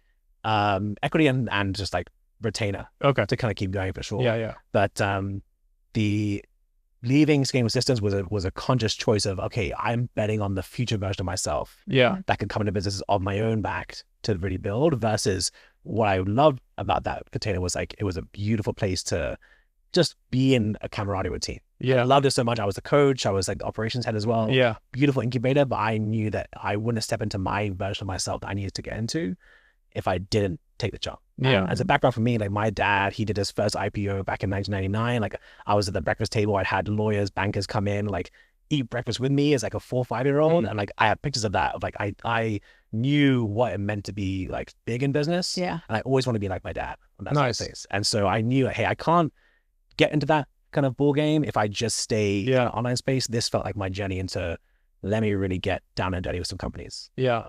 On that. So you had a good, what was the exit like? So the exit, so it actually hasn't exited. It's just that was the revenue produced that we then split. So you just have a rev share? We have a rev share, and we now are moving to that next phase of the company now, where we just brought on a pretty huge investor now to like basically go. So you're still tax? Yeah. 100%. Oh, okay. Yeah. I didn't know that. So that's pretty much one of the biggest things we're working on now is like, how do we now duplicate our team 2, 3, 4 times? So your OBM thing is more of a side hustle? Like, so really, if we kind of look at the business universe we have right now, Dua Consulting is like our main vehicle for like, how do we come into companies? We have our own team now on the back end, like funnels, marketing, operations, everything to come on in. The OBM side came from, we would actually work with so many companies who would say, Raj, I love the stuff you're bringing to us. We need someone to kind of be doing all the stuff you're telling us to do. Yeah. We don't have anyone good enough to do that. Yeah. So we realized, okay, there's probably a ton of people who want to be like mini Rajas. Let's train a bunch of them to kind of feed into this consulting side. So the main goal has always been, how can we just help companies who have great marketing, great offers, and great sales fix their operations and fix just more how the CEO approaches their business. Mm-hmm. Let's help that scale, and then let's bring in the who's to make sure that they have A players on the team as well. Because like right now we're working with a company, they're doing maybe like 200K a month right now. They were at 20K a month about 6 months ago. Okay. And the only difference was shedding some of the B players on the team. That was the only difference. Yeah. And the problem was they had brought in some B players from their college friends, from family. They had one of their nephews was working in the company, but they realized, okay, I have to kind of build this properly. Yeah. So we kind of found our lovely zone of helping companies who kind of solve how to get from 6 to 7 figures. That 7 to 8 figure jump is like, it's the who's. Yeah. We used with Together Financial, we used that story of like, hey, we did this, it made 25 million in 11 months. Let's now do the same for other businesses as well. Operations question for you then. Of course. All right. Here's been my experience with operations people. Mm-hmm. At least that I've known or worked with intimately, right? So what it seems to be, and I'm just curious like how you think about this and how you combat it. My experience has been, if you're a systems and operations person, you create systems that require more systems to maintain, and like you think that everything needs a new system and like building. And for context, I've had what, 4 different phases of operation or people in this business. Right. I guess phase 5 now is I don't have any because I pretty much automated everything. Which so far I feel really great about. But what I noticed is one of them, and they're all good people. It's just this thought process I can't seem to like figure out how to like, I don't know, sell to people. I don't know. And that is, the perfect example is an operations person who had kind of like fractional COO, but I was one of two clients, basically. The other client, very famous, big business. And also this individual had a track record of other big names in our industry. And I was just like, okay, finally, somebody just come in and like do what they do. This individual also had a virtual assistant staffing company. Which is cool. I thought, I'm like, great, if we ever need, you know, like I don't have to worry about, like, she's got all the hiring and HR. I'm like, fucking great. Well, it was until it wasn't. What I mean by that is on the outside, it looked fine. And what I've noticed about myself is like I have extraordinary attention to detail. Like I can't help it. I don't know. I just look at stuff and I just see it. I don't know why. I don't know. I see it. I don't know what to tell you. Whereas most CEO types don't look at anything. Okay. So they build basically all of our back end stuff out, and I'm like, it's fine. And I'm just like still shoveling on revenue on the front end. And like, this is when we were, you know, at our biggest of this company in terms of top line revenue. It was all cool until I went into, I'm a big Dan Kennedy fan. Yeah. And one of my favorite books is Ruthless Management of People and Profits. Bro, that's good. Yeah. It's in my top 5 for sure. And basically all it states is like, you know, you just got to look at your shit and make sure it's like going the way it should. Right. You know, you got to monitor your stuff, basically. Yeah. And if it's not being monitored or done right, like you got to do something about it. You know what I mean? Otherwise, it'll just keep getting worse. Right. Makes sense. Cool. So I start an investigation basically. And this was what, spring 2023, maybe. And I'm just like, why are we doing it that way? Why are we doing that way? We had a team of 23 people at this point. I think 9 of them were like VAs or glorified VAs, like Americans, but they're maybe like $4 or $5 grand a month type people, you know, where they're like a step above maybe, you know, some of the international, whatever, like in terms of their skill set, communication ability, but like still not quite. They're not thinkers. They're not quite thinkers. And so we had like a whole cadre of these people. Wow. And I start looking at like all these processes that are built, and I'm just, every single one of them has a human step. Maybe not every single one, but like it seemed like it, you know? And I'm like, why are we doing it that way? Like, why wouldn't you could automate that? And so what I've started to see anyway, like, long story short, we parted ways, and I'm like, we can rebuild and automate all of it. And so over the ensuing 6 months, to unwind what was existing, that was like it was barely passable in terms of efficiency if you're not shoveling on revenue on the top. Okay. Like just the waste of time, money, and resources was just like infuriating. The revenue kind of hides the margin unless you just really look at it under a magnifying glass. Yep. And so over the ensuing, you know, we parted ways, and they were like, I don't know how you're going to do this without us. And like, we was literally like cut 11 people like that out of the team. Maybe 12. Long story short, over the next 6 months, we completely automated everything. And it took that long because we had to basically dissect and reverse engineer what the fuck is happening with every single thing. And there was all this shit that had all these, you know, human steps. And I'm just like, oh my fuck. And I'm paying the bill for this whole thing, right? So in that particular instance, I noticed that an operations and systems person needs, especially with a VA staffing company, needs to build systems in order to feel valuable. Like if they're not building new solutions, they don't feel valuable. When they do build them, if they're, in order to continue to at least it seems like they think that I'm only seeing them as relevant if they're like doing stuff. Activity based. And I'm like, if you're a really good systems person, I should never hear from you and you shouldn't do anything. You really shouldn't do anything, like ever. Like if you're really that good and efficient, nobody should be doing anything because it's so well run. It runs itself. Yeah. And so I noticed that with next phase as well of the, you know, busy. I'm building all this stuff that looks all complicated that like most people would look at it and go like, wow, they're really smart. I'm looking at it and I'm going, I literally had conversations like this where operations person sitting next to me going through the zaps and automations that they built. And I'm like, here's how I would have built it, where you have 37 steps. This is 5. Right.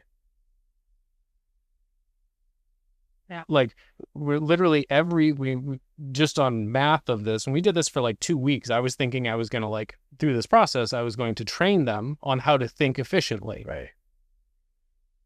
And I gave it the old college try. I gave it everything I fucking had, man. Like I was patient. I was like, well, this way. Do you see that? And so long story short, the way that I would have thought through it was basically 1/3 of what was being done. Mm-hmm. I recently did one, as we discussed, like my assistant is no longer with the company. We had like 194 zaps or something like that. We don't use Stripe, so a lot of them are like, we have an automated billing Bible that we built in ClickUp. So basically had all of our client data and shit in it that's all automated from NMI. Wow. Yeah. Annual charges from via ClickUp. Yeah. Wow. Yeah, it's a beast. And it adds up like what's the client LTV, how much is past due, future due, Nice. how much so all of that was, you know, there and it was automated. But it, like shit kept breaking, like zaps were timing out. And so then we needed QA steps to make sure that if it, you know, timed out, it was either fixed, turned back on, whatever. And so it was like this big genius thing that was built with like all this Python code. Like there was like Python code steps that were wildly unnecessary. Yeah. Like you would look at it and be like, bro. But like in terms of like, well, I spent 2 hours on this ChatGPT writing this code and I feel really smart about it. Like nobody else could do this. I wrote this irreplaceable code. Like, and I'm just like, you didn't need to. Yeah.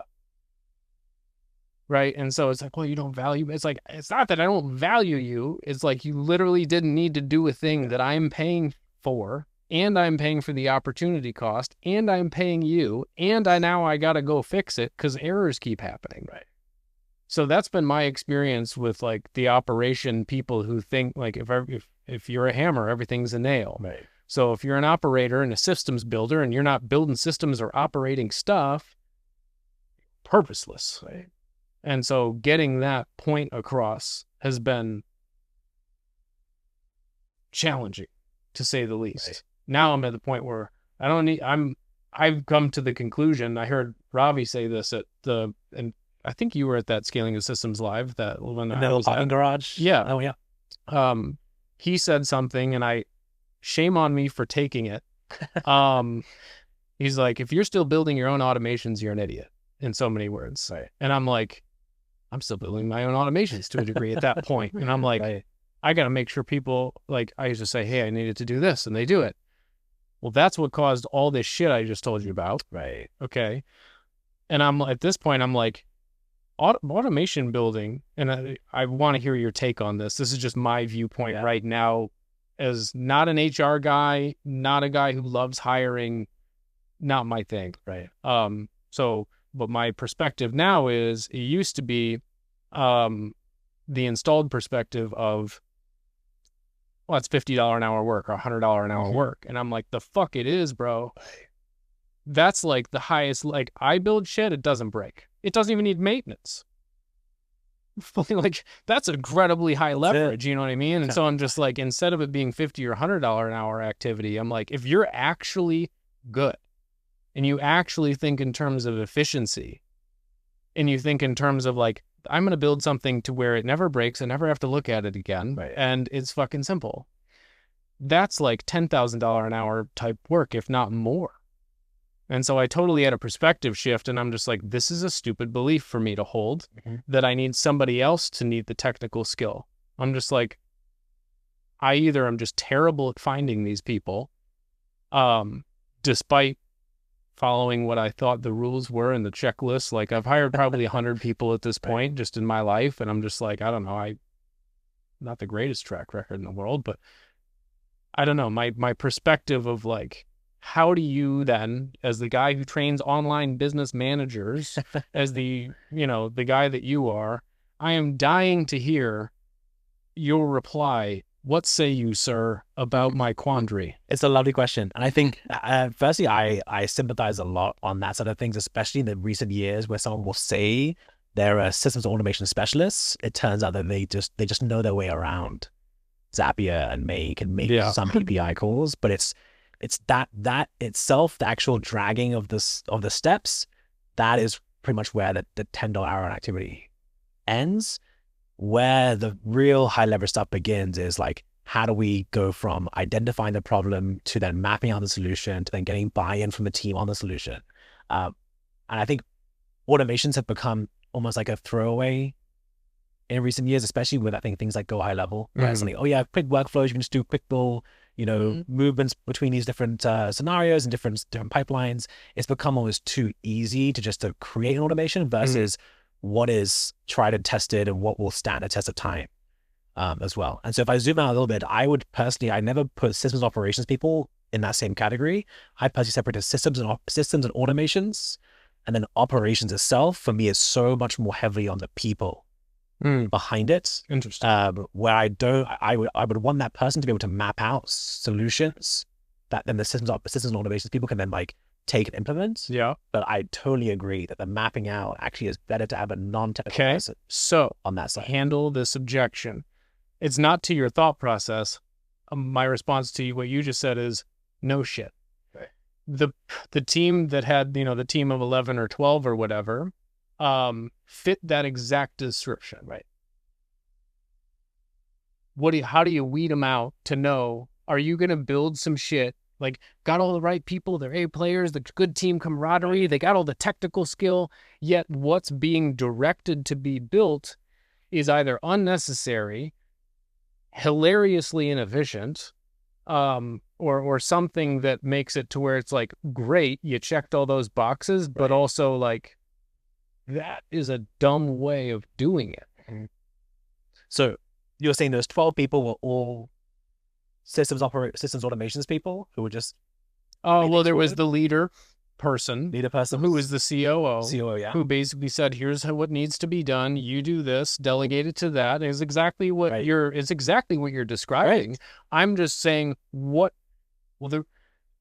they're not here anymore. Right. And more is getting done more efficiently. Right. So that means that direction was a direction of creating a bunch of big inefficient stuff. So on that especially when I ever have VAs on a team, I want to make sure that whatever I pay that VA, or maybe a VA plus who has a little more skill, I should be getting a 10x return on that salary that I paid.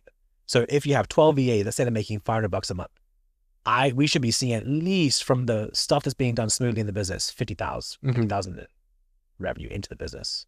Okay. Maybe 60,000. And so it is down to that operations person to be able to almost fight for those 12 people's position of like, here's how each one of these 10x is what they do. Tangibly back to, because of this stuff, it now gets done in a much efficient way. Now the business can run. Where it seems like they were doing a step that actually, it meant there was nothing wrong happening in the business. But I would guarantee that if the operations person was asked to like sit in front of a judge and jury, say, I'm fighting for my 12 hires to stay in the business one more month or one more set of 90 days. Yeah. Almost performance review style. Why should we keep them? How do they make us money? All right. So I'm going to go one more step upstream. Please. This is good because this I haven't cracked this one. Right. Pause before you start. I have to go relieve, or at least go down there and check in on Steph. She's supposed to be here till 4. Okay. So I don't want to just like not. There's no way. Yeah, it's 4:06 already. So we're crushed. That's awesome. I thought it was like time flies. Time. So I'm gonna go check in down there and see if she wants to stay. Otherwise, I'm on the edge of my seat here. I gotta. I know. You gotta find out your operations question. Yeah. I gotta go check in on my child. And you're fine. We're not using that angle, so you can just open that. Okay.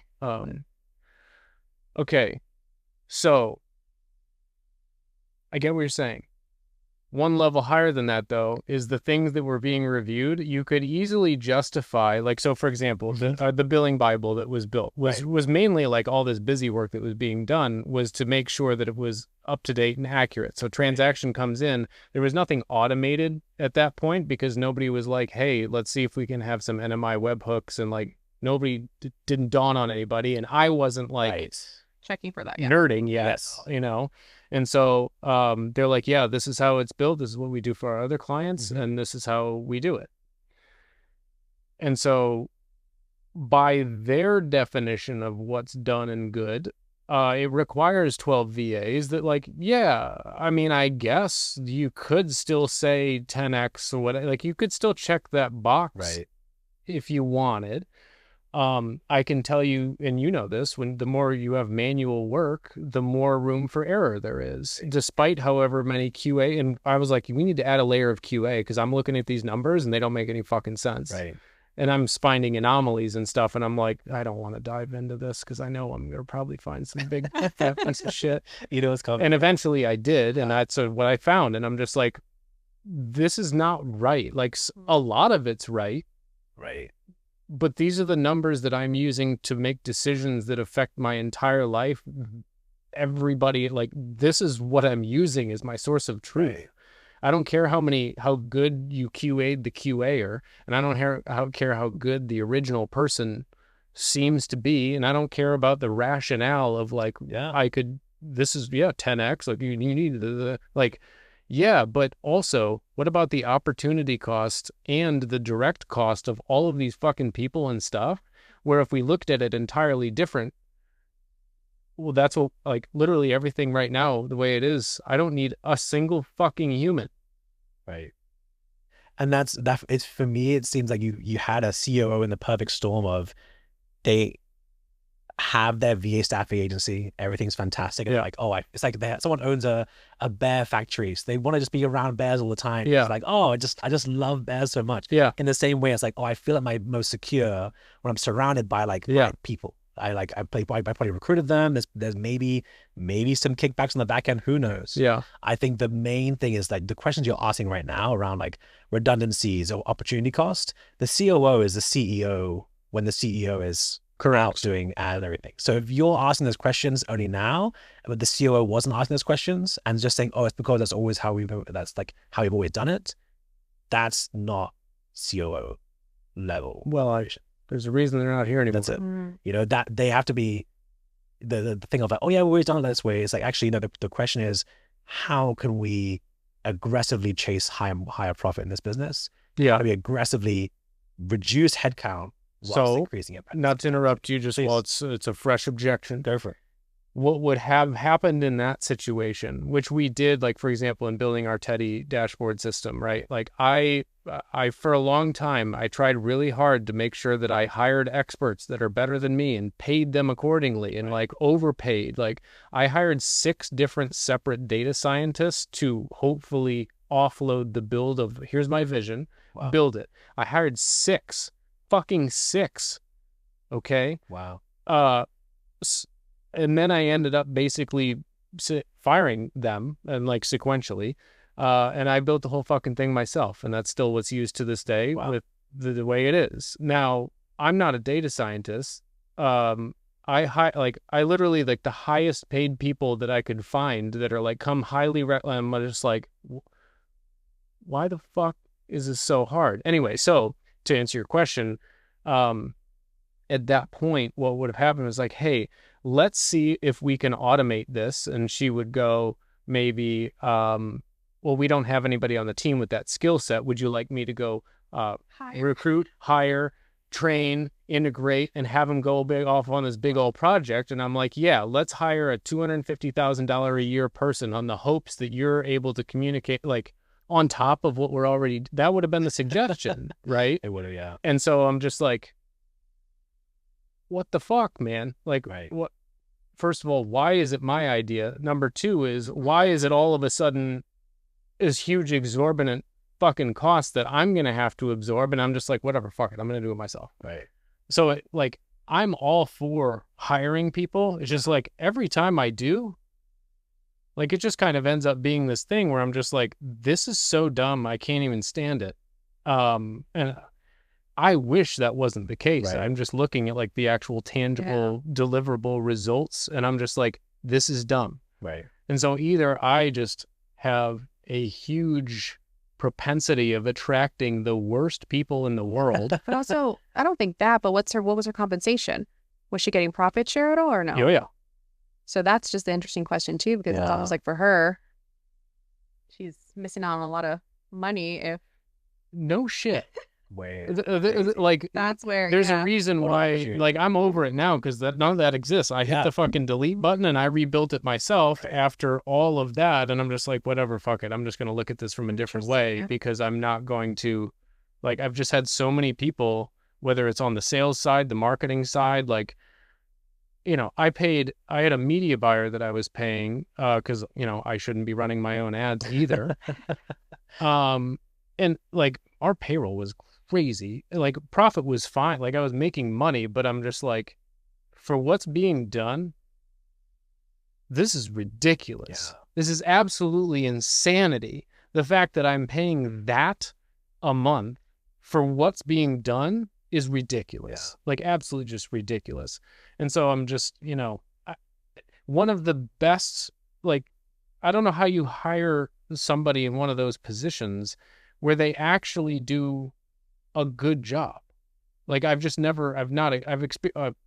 passable. Yeah. Right. But barely. And I guess it would be passable to people who don't look, which is what like the majority of people are. Yeah. And so like, I know anyone of the people that I'm mentioning, there's people right out there right now that go, if I said names and they had an experience with them, they'd be like, what are you talking about? They're amazing. They built all this amazing fucking stuff and they did all that. I'm like, yeah, but you didn't know what you were looking at. And if you did and you looked, you'd be feeling exactly Look at the engine, you'd probably be. Yeah, but people don't look. Yeah. And I'm just like, that seems to be the reality of like, how is anybody going to care enough about my profit margin and my profit share and how efficiently this thing goes? Like, not found a single fucking one. Yeah. Seriously, not a single fucking one. That's why I'm down to me, a VA who is a great tasker, my assistant coach guy who's been with me since the beginning of this company, who he has his own film production company and does this because it's his own, like it's when he first started, he was like my 5th enrollment in this ever. Wow. And he's just like, I just want to be like a facilitator of like emotional intelligence and shit. And I'm just like, great. So he doesn't have a huge, you know, payroll. And he honestly would do it for free. And me.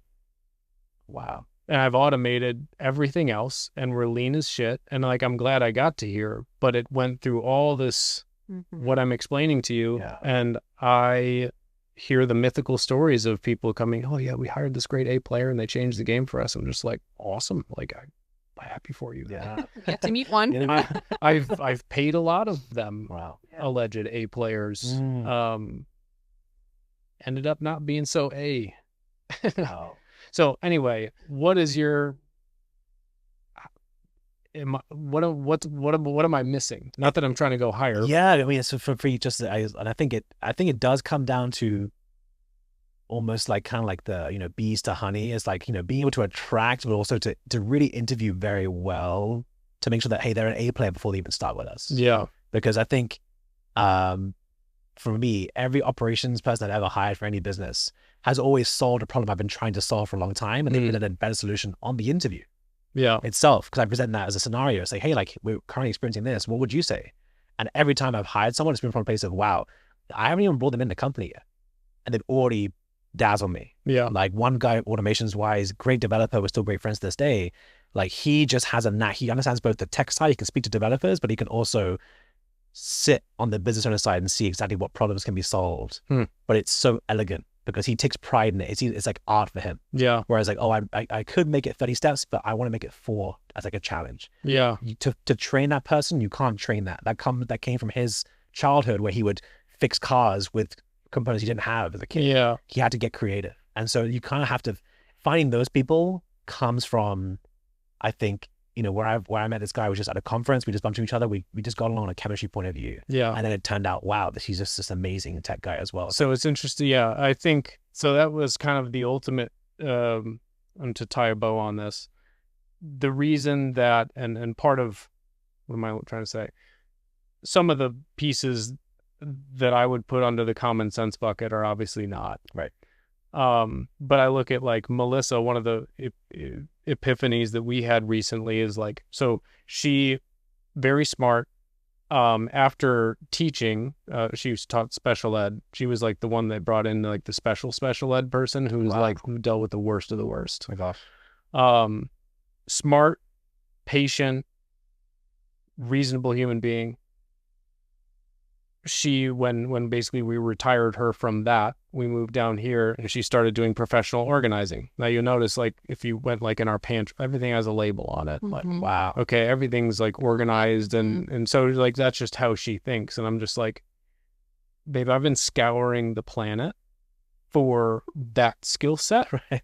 like that's a default in people. And I'm like, I get that it's not your favorite thing to do, but like, I have one of you living in my house that I'm already paying an incredible amount of money to, and I'm over here grinding my dick off trying to go find one, and they don't exist. Right. And I'm like, would you be open to applying some of that over here so that I don't have to spend the next 3 months probably hiring the wrong person, spending a bunch of time training and getting them integrated, and then trying again? Like the opportunity cost in that is like, horrifying. So if you'd rather like gouge your eyeballs out, I'll do it. But just understand, here's what the next like 3, 4, potentially 6 months looks like. And then that's what got me onto, how do I eliminate the need for that whole thing altogether? So anyway, it's just like, I think you got to find them and know when to spot it. Yes, it. And that for me comes down to like, from like, I say last couple of years, going to maybe 12, 13 different conferences, masterminds, everything. Yeah. And just being able to like build a bit of a hiring bench. Yeah. That I've had so many hires from just people I met 9 months ago of like, oh, let me just get back in contact with them because they're really, really good at to the team. But it comes down like they've done the work in their past, and it's not necessarily like they're the most impressive or they have the best name behind them.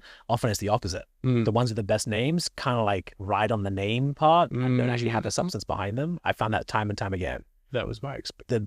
The most popular one names often just rest on their names. Yeah. And they almost feel like, oh, I'm so lucky to be working. And what I've noticed is the people who work for those who have the names, a lot of the names, first of all, don't make much profit or actual money themselves. Right. First of all, for those of you playing along at home and follow your favorite rich guru, probably not rich. And part of the reason I think is because they don't actually look inside their business. And so anybody who works for somebody like that, it's great for them because they get to look like a fucking genius. No matter what they say, the CEO, guru guy goes, great job. Here's a bunch of money. Yeah. And then wonders why his net worth isn't growing. That's it.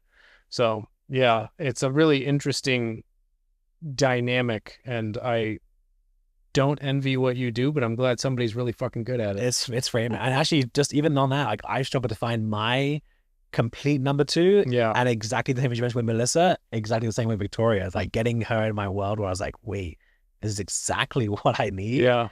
And, you know, she was a little bit hesitant at first, I think. But I think as you almost like grown to love it, because you see like you put your talents into those areas, you see pretty much immediate response, growth, team, and like forming at a new level, KPIs are up. They're like, wow, instant results from what you're doing. And I think it's almost like you were similar to Melissa with the special ed professionalizing. It's like you were made for such a time as this. Like the stuff. And I think the dynamic too, what I'm noticing is if you look at any successful business man Right.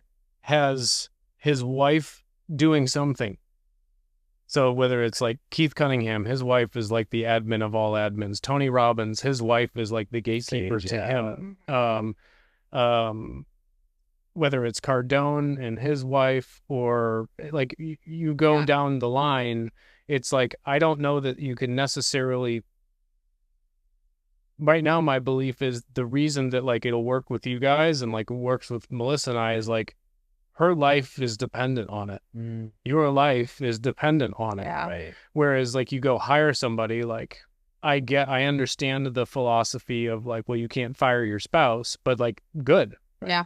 That's like, burn the boats. Like, we're going to make this work together. Well, because the vision is the same. Like, we're working towards, correct, the legacy. Yeah. Yeah. I think no matter who you hire, as much as they can be in it, they're never going to be a part of like the legacy you're leaving behind. Yeah. Right. And just to like share finally, like the 2 key best hires I've done that are now operations heads across 3 different companies, all offered to work for free in the beginning. Interesting. They were like, hey, I don't care what you pay me. I just want to be around and just like what you're building is so cool.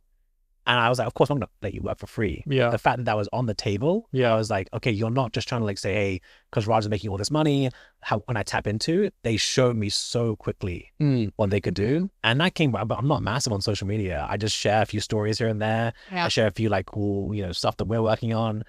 Even just simple stuff like that help them to realize, okay, I kind of align with that. Yeah. Let me see what's happening there because I kind of want to be on board that shit as well. Wow. And that's super powerful. So if people say, hey, Raj, what's your like A-player hiring funnel? Like, what's the secret? It really is not even like a process. Of course, there's stuff to ask and there's a hiring funnel we have, but really it comes down to like the top talent will come to you and they'll be totally fine to let their value do the work first versus, oh, here's our proposal. It's going to be 25K set up to get started.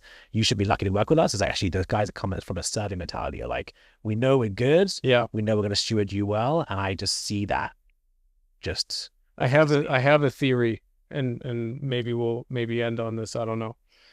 My theory that I've developed recently is, as part of, especially on an operations or administrator, like somebody you need that's like hyper organized, hyper attentive to detail. Right. It's like, as part of your application, or if you're interviewing remotely, you should have them take their, video right then and there and like, go just show me your closet.